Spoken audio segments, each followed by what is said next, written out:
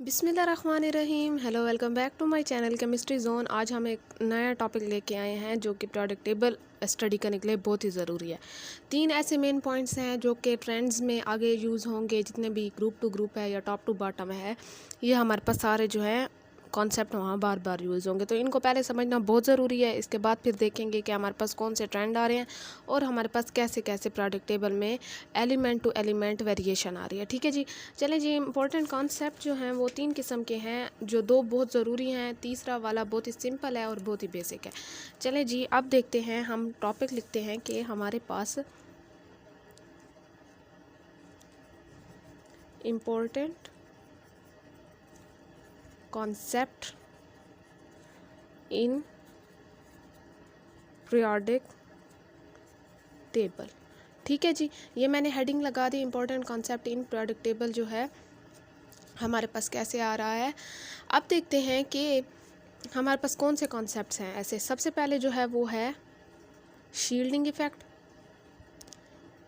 ये आपने नाम सुना होगा, शील्डिंग इफ़ेक्ट या स्क्रीनिंग इफ़ेक्ट जिसे कहते हैं।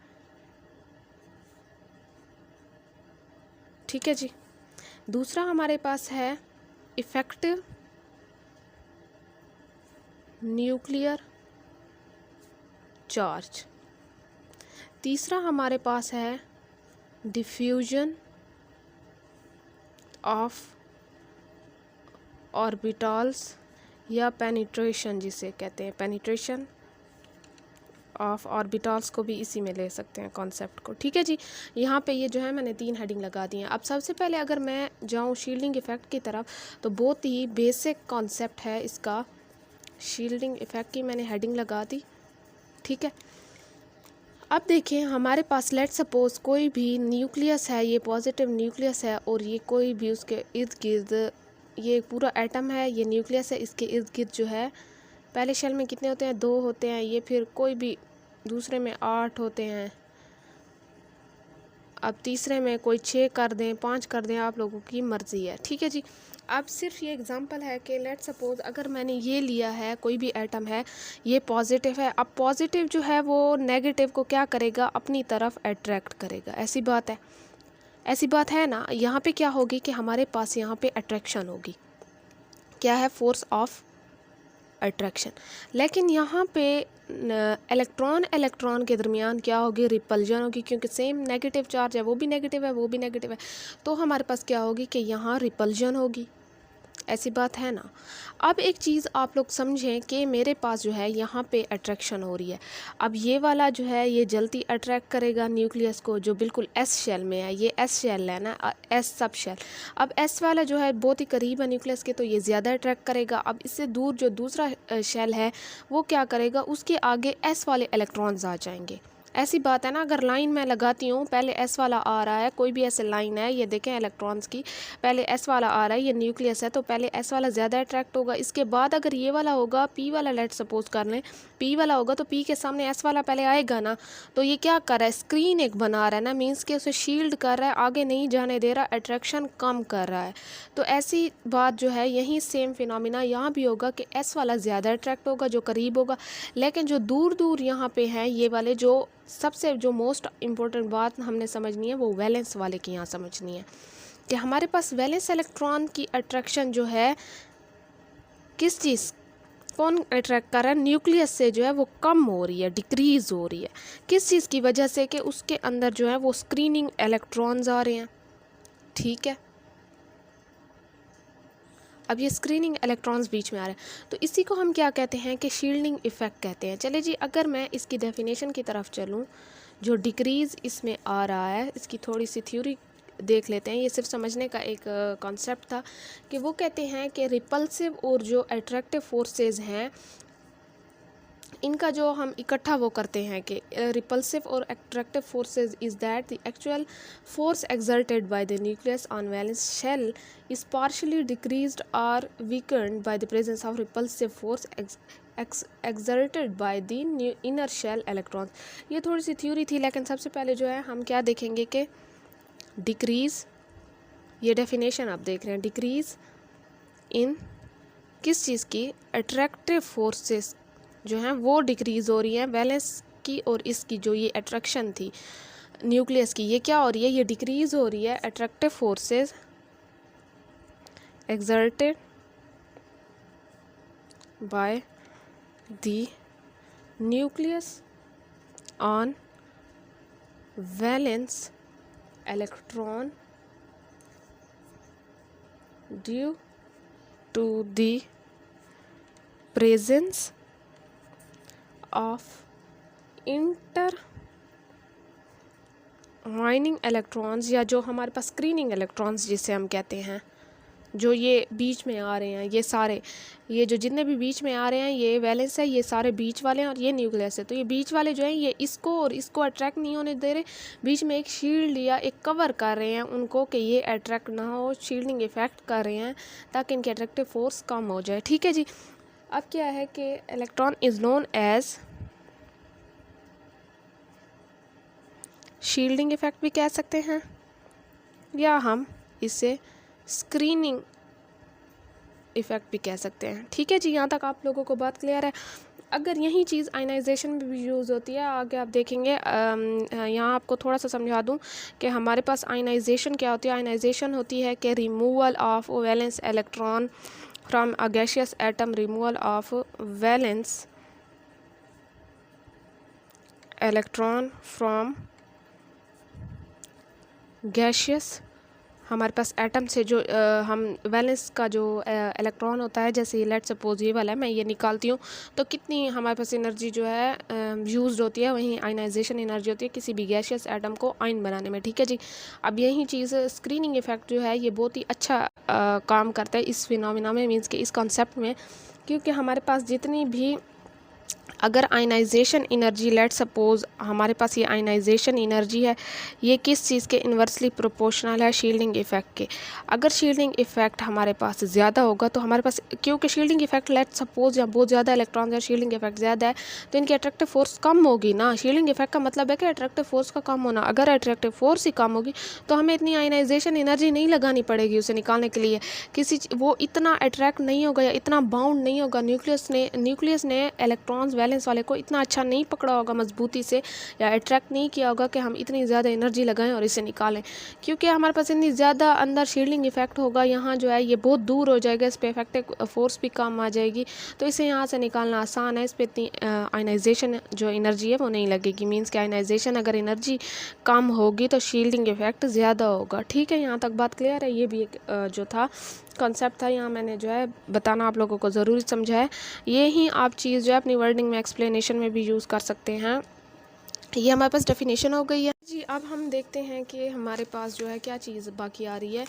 अब अगर आप लोग कहते हैं तो मैं इसका आप लोगों को एक्सप्लेनेशन की थोड़ी सा वो दे देती हूँ कि हमारे पास एक्सप्लेनेशन में कैसे लिखें। आप लोग यहाँ देख सकते हैं कि मेरे पास एक्सप्लेनेशन लिखी हुई है कि the combined effect of these two forces is that the actual force exerted by the nucleus on valence shell is partially decrease और weakened by the presence of repulsive forces exerted by inner shell electrons on the valence shell electrons, so the valence shell electrons experience less attraction और pull towards the nucleus. Means कि हमारे पास जो वो कह रहे हैं कि रिपल्सिव फोर्सेस इनकी आपस में इतनी ज़्यादा होंगी, एक तो ये दूर होंगे, बाकी ये है कि जब ये इसे अट्रैक्ट करेगा तो बीच में ये आ जाएंगे, जो रिपल्सिव फोर्सेस की वजह से ये दूर दूर करेगा एक दूसरे को, तो ये कम हो जाएगी ऑटोमेटिकली, इस पर फोर्स ऑफ अट्रैक्शन कम हो जाएगी, जिसकी वजह से हमारे पास क्या होगा कि शील्डिंग इफेक्ट का फिनोमिना ज़्यादा हो जाएगा। ठीक है, अब यहाँ तक आप लोगों को बात क्लियर है। यही थ्योरी है कि हमारे पास इनर शेल जो है वो क्या करें और जो वैलेंस वाले हैं उन पे कैसे कम हो रही है फोर्स। चलें जी, एक और चीज़ देखते हैं। जो सेकंड हमारे पास हेडिंग थी वो कौन सी थी, इफेक्टिव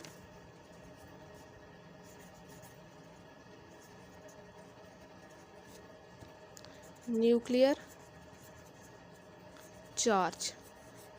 ठीक है जी।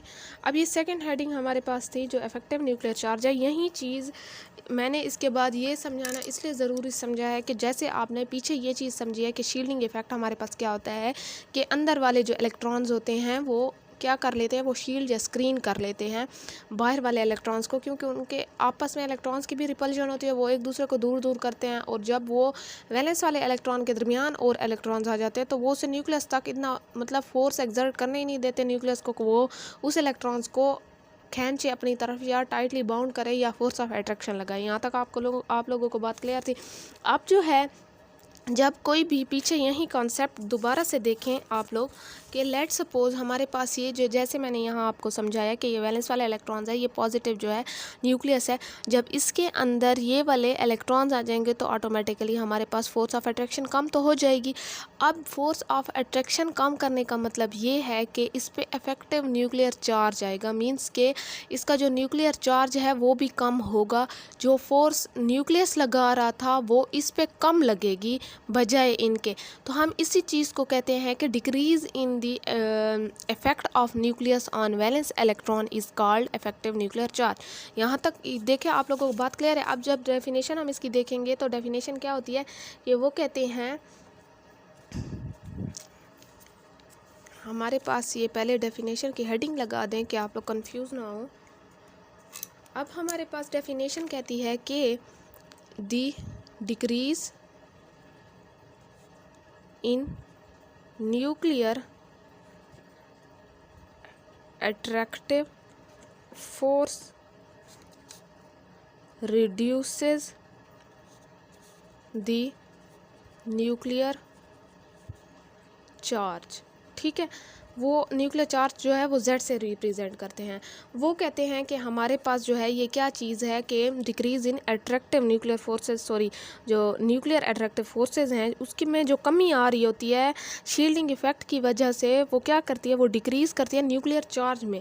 अब देखते हैं कि ये हमारे पास कैसे है। इसकी मैं आप लोगों को थ्योरी बता देती हूँ कि थ्योरी में अगर मैं देखूँ कि वो कहते हैं it is due to shielding effect. ज़ाहिरी बात है ये हमारे पास शील्डिंग इफेक्ट की वजह से आ रही थी ना ये चीज़, shielding effect of inner electrons on the outer electrons, वहीं वैलेंस इलेक्ट्रॉन्स जो है, दैट वैलेंस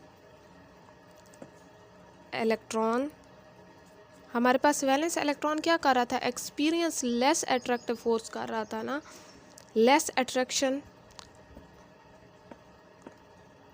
और पुल, मतलब कि न्यूक्लियस उसे खींचता है क्योंकि उसमें फोर्स ऑफ अट्रैक्शन की वजह से वो न्यूक्लियस उसे अपनी तरफ खींचता है, लेकिन बीच में क्या आ जाते हैं, दूसरे इलेक्ट्रॉन्स आ जाते हैं। ठीक है, न्यूक्लियर।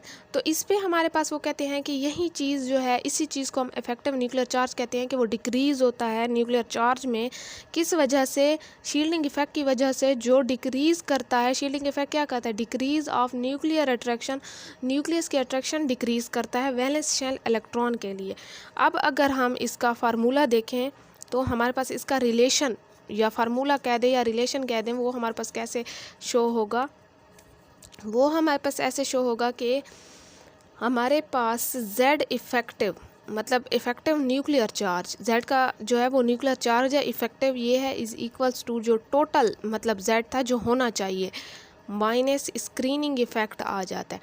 ये तो हमारे पास क्या था, इफ़ेक्टिव था न्यूक्लियर चार्ज, ये एक्चुअल जो होना चाहिए था असल में, लेकिन इलेक्ट्रॉन्स जो हैं, यहाँ न्यूक्लियर चार्ज कर लें, जो होना चाहिए था अगर इलेक्ट्रॉन्स बीच में ना होते और जो सही न्यूक्लियस एक्सर्ट करता फोर्स वैलेंस इलेक्ट्रॉन्स पे, वो ये वाली होती, लेकिन उन्होंने माइनस किया है इसको किस चीज़ से, स्क्रीनिंग, मतलब कि शील्डिंग इफेक्ट बीच में आ गया। तो इसकी एक और डेफिनेशन भी हो सकती है कि the difference between actual nuclear charge and screening effect is called effective nuclear charge. यहाँ तक आप लोगों को बात क्लियर है। लेट सपोज यहाँ पे एक चीज़ है कि जितना आपके पास ग्रेटर नंबर ऑफ इलेक्ट्रॉन्स होंगे, ठीक है, ग्रेटर नंबर ऑफ इलेक्ट्रॉन्स होंगे, उतना आपके पास स्क्रीनिंग इफेक्ट भी ज़्यादा होगा, क्योंकि उतनी शील्डिंग दिखाएंगे इनर वाले इलेक्ट्रॉन्स, जितने अंदर इलेक्ट्रॉन ज़्यादा होंगे उतनी शील्डिंग भी ज़्यादा होगी, और हमारे पास इफ़ेक्टिव न्यूक्लियर चार्ज डिक्रीज़ होगा, क्योंकि हमारे पास जो है वो एक्चुअल फोर्स नहीं लगा पाएगा, बल्कि वो इफ़ेक्टिव न्यूक्लियर चार्ज लगाएगा जिसमें स्क्रीनिंग इफेक्ट भी ज़्यादा होगा, ये भी। तो यहाँ तक बात क्लियर है।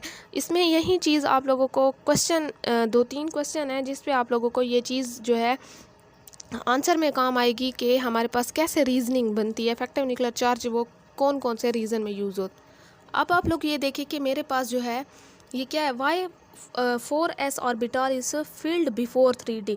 एक चीज़ है, यही इफेक्टिव न्यूक्लियर चार्ज की वजह से ही हम 4s पहले फिल करते हैं जो लोअर एनर्जी पे होता है, और क्या करते हैं d बाद में करते हैं, ऐसी बात है ना। लेकिन ये तो 4 है और ये 3 है, तो हम 4s वाले को क्यों करते हैं? Because of z effective nuclear charge for 3d जो है वो ज़्यादा है किस चीज़ से? 4s से। इसीलिए 4s कम है, इसका z इफेक्टिव न्यूक्लियर चार्ज वो इसलिए कम है कि ये 4s जो होता है ऐसा हमारे पास न्यूक्लियस के करीब होता है, तो इस पर ज़्यादा पुल लग रहा होता है, न्यूक्लियस का ज़्यादा अट्रैक्ट कर रहा होता है, और इसमें इतने ज़्यादा जो है शील्डिंग भी नहीं होती, शील्डिंग इफेक्ट भी नहीं होता क्योंकि उसके दरमियान इतने वो नहीं होते और वो न्यूक्लियस के करीब होता है, तो ऑटोमेटिकली वो ज़्यादा होता है इफेक्टिव न्यूक्लियर चार्ज बजाय किसके?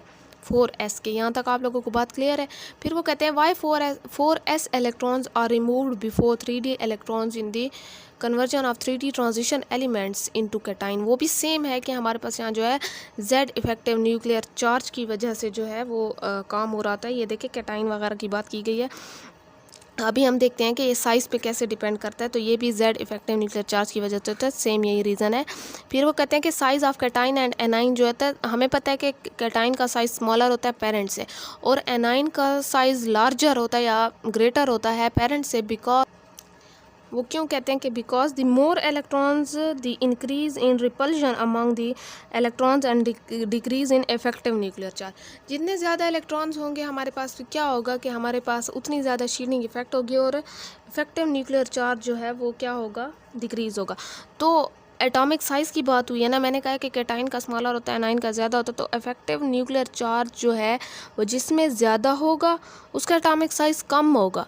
अब देखें कि कैटाइन का स्मॉलर होता है, एनाइन का ज़्यादा होता है। एनाइन में आप लोग देख सकते हैं कि उसका इसलिए ज़्यादा होता है कि एनाइन जो है वो लेता है नेगेटिव, उसमें जितने इलेक्ट्रॉन्स आते जाएंगे उसका इफेक्टिव न्यूक्लियर चार्ज जो है वो क्या होता जाएगा? कम होता जाएगा ना। जितने ज़्यादा इलेक्ट्रॉन्स आएंगे वैलेंस वाले पे नहीं लगेंगे तो वो कम होता जाएगा, तो उसका एटॉमिक साइज़ जो है वो इंक्रीज़ होता जाएगा। कैटाइन में निकलते जाएंगे तो इफेक्टिव न्यूक्लियर चार्ज जो है वो डिक्रीज़ होता जाएगा, क्योंकि जितने कम होंगे उतनी न्यूक्लियस की ग्रिप होगी वैलेंस इलेक्ट्रॉन्स पे, तो हमारे पास एटॉमिक जो साइज़ है वो सुकड़ता जाएगा, छोटा होता जाएगा। ठीक है, ये देखें आप लोगों को यहाँ मैं एक चीज़ समझा दूँ कि लेट सपोज़ ये 2 ये 4 8 ठीक है, और ये 9। लेट सपोज़ ये हमारे पास एक और इलेक्ट्रॉन्स लेता है और ये बन जाता है एनाइन। अब जब ये एनाइन बन गया है तो इसने एक ले लिया है इजाफी इलेक्ट्रॉन। ठीक है, अब जब ले लिया है तो ज़ाहिरी बात है जितने ज़्यादा इलेक्ट्रॉन्स होंगे तो इनमें शील्डिंग आती जाएगी, या ऐसे कर लें कि ये देखें ये इतने हैं और इसने एक और ले लिया है।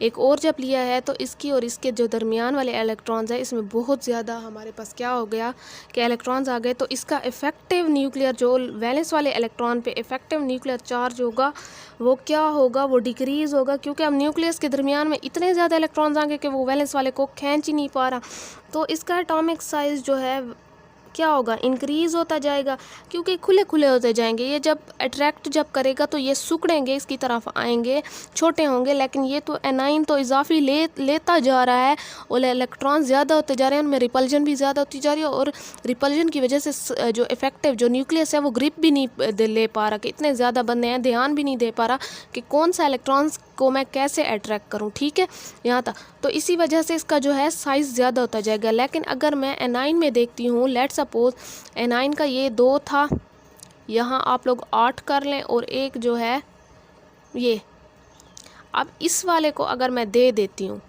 और रह मेरे पास फिर क्या आ जाता है कि सिर्फ 2, और ये यहाँ 8 कर लें यहाँ, और यहाँ 2 कर लें, यहाँ ऐसी बात है ना। अब जब ये आप लोग कर लेंगे, ये वैलेंस वाले इलेक्ट्रॉन्स ये कम हो गए, शेल कम हो गए, साइज़ छोटा हो गया। अब न्यूक्लियस जो है वो सिर्फ उसके पास थोड़े से बंदे हैं, जैसे आप लोगों के पास क्लास में थोड़े बंदे हों, उन पे ध्यान देना जो है वो आसान होता है, बजाय बहुत ज़्यादा बंदे हों और टीचर को समझ नहीं आती कि मैं एक की तरफ देखूँ दूसरे की तरफ देखूँ, तो वो ध्यान नहीं देता और क्लास बहुत बड़ी भी हो जाती है। सेम केस हमारे पास यही है, जब कैटाइन छोटा साइज़ है, वो छोटा कैसे होता है कि उसके इलेक्ट्रॉन्स जो है वो देता जाता है और कम, और जो इफेक्टिव न्यूक्लियर चार्ज जो है इस पे ज़्यादा होगा। क्यों? क्योंकि हमारे पास जो है ये अट्रैक्ट कर सकता है इनको, तो इसका जब इफेक्टिव न्यूक्लियर चार्ज ज़्यादा होगा तो एटॉमिक साइज़ डिक्रीज़ होगा। क्योंकि इसका इन्वर्स रिलेशन है। यहाँ तक आप लोगों को बात क्लियर है? चलें जी, एक और चीज़ देखते हैं कि हमारे पास लास्ट में यही है कि ये चीज़ें डिफ्यूज़ ऑर्बिटल्स। आप लोगों ने देखा है कि डिफ्यूज़ का मतलब होता है कि लेट्स सपोज एस की शेप हमारे पास ऐसी है, ठीक है, जो अगर मैं यहाँ कोई भी इलेक्ट्रॉन्स डालूँ सेम एनर्जी है हर तरफ से, लेकिन हमारे पास पी डिफ्यूज़ फॉर्म में है, इसकी एनर्जी हर जगह सेम नहीं है। हमारे पास पी ऐसे होता है ना, यहाँ पॉजिटिव आएगा तो इसकी एनर्जी यहाँ पे ज़्यादा, इलेक्ट्रॉन यहाँ पे थोड़े कम एनर्जी वाले, मतलब कि कम एनर्जी है यहाँ पे ज़्यादा, मींस के इसके इक्वली डिस्ट्रीब्यूटेड नहीं होती और ये मोर डिफ्यूज्ड है, ठीक है। अब आप लोगों ने एक चीज़ देखनी है कि वो कहते हैं कि diffused orbital experience less Z effect है। ज़ाहिर ही बात है, जब एनर्जी यहाँ वहाँ सेम नहीं होगी, बिल्कुल कांस्टेंट नहीं होगी हर डायरेक्शन में, तो हमारे पास जेड इफेक्टिव न्यूक्लियर चार्ज इतना ज़्यादा नहीं आएगा, उस पर वो इतना काम भी नहीं करेगा, क्योंकि अट्रैक्ट करना होता है न्यूक्लियस ने। कोई चीज़ न्यूक्लियस से दूर है तो हमारे पास जो है जेड इफेक्टिव न्यूक्लियर चार्ज भी उस पर डिक्रीज़ ही होगा, ठीक है। अब देखते हैं कि ऐसा हमारे पास करीब है न्यूक्लियस के, तो एस पे ज़्यादा जेड इफेक्टिव न्यूक्लियर चार्ज है, क्योंकि वो ज़्यादा अट्रैक्ट कर सकता है, उस पर न्यूक्लियर चार्ज भी ज़्यादा आएगा, स्क्रीनिंग इतनी ज़्यादा नहीं होगी, ठीक है। अब फिर उसके बाद हमारे पास पी आता है, फिर डी आता है, फिर एफ आता है। एक चीज़ समझे कि ये भी 4 है, ये भी 4 है, इक्वल है, लेकिन हमारे पास एस ज़्यादा करीब होता है तो Z effective nuclear charge automatically इस पे ज़्यादा होगा बजाय पी के। यहाँ तक आप लोगों को बात क्लियर हो गई कि हमारे पास स्क्रीनिंग इफेक्ट क्या था, हमारे पास शील्डिंग इफेक्ट या स्क्रीनिंग इफेक्ट, उसके बाद हमारे पास जेड इफेक्टिव न्यूक्लियर चार्ज क्या था, उसके बाद हमारे पास डिफ्यूज़ जो ऑर्बिटल्स थे वो क्या थे। जेड इफेक्टिव न्यूक्लियर चार्ज में आप लोगों ने कंफ्यूज बिल्कुल नहीं होना, इसमें सिर्फ जो है वो कहते हैं कि जो डिक्रीज़ हो रहा होता है अट्रैक्टिव फोर्सेस को, न्यूक्लियर चार्ज भी डिक्रीज़ हो रहा होता है। जितना हमारे पास मींस के प्रोटॉन हैं न्यूक्लियस में 10 हैं, तो वो 10 की एनर्जी नहीं लगा रहे होते, वो जो वैलेंस वाला इलेक्ट्रॉन्स होता है और उनके दरमियान अगर बहुत सारे इलेक्ट्रॉन्स आ गए तो वो बजाय 10 के 8 लगाएंगे, क्योंकि उनकी एनर्जी जो बीच वाले इलेक्ट्रॉन्स होते हैं उन पे लेट सपोज, ऐसे सिर्फ एग्जांपल दे रहा हूँ कि ज़ाया हो रही होती है, क्योंकि बीच में वो आ जाते हैं तो वो इतना ध्यान नहीं लगा सकते। जैसे अगर आप किसी चीज़ को बहुत ही देखना चाहते हैं अच्छे तरीके से और आपके आगे कोई और बंदा बार बार आ रहा है, गुजर रहा है, आपका फोकस ख़राब होगा, ये ऐसी बात है ना। तो सेम केस उस पर भी जेड इफेक्टिव न्यूक्लियर चार्ज में भी ऐसा होता है कि जो प्रोटॉन होता है, न्यूक्लियस में प्रोटॉन न्यूट्रॉन होते हैं, तो प्रोटॉन जो होते हैं वो अट्रैक्ट इलेक्ट्रॉन्स को नहीं कर पा रहे होते, मीन्स कि अगर 10 प्रोटॉन है तो वो 8 की एनर्जी दिखा रहे होते हैं, 8 जो है अट्रैक्ट कर रहे होते हैं, जो 2 की होती है वो स्क्रीनिंग इफेक्ट में जा रही होती है। यहाँ तक आप लोगों को बात क्लियर है? आई होप सो आप लोगों को यहाँ तक बात क्लियर हो चुकी होगी। तो अगले टॉपिक में मिलते हैं, अगले से हम ट्रेंड स्टार्ट करेंगे इंशाल्लाह, और जो यही कॉन्सेप्ट है वो बार बार आगे यूज़ होंगे जैसे आयनाइजेशन एनर्जी में हुआ है।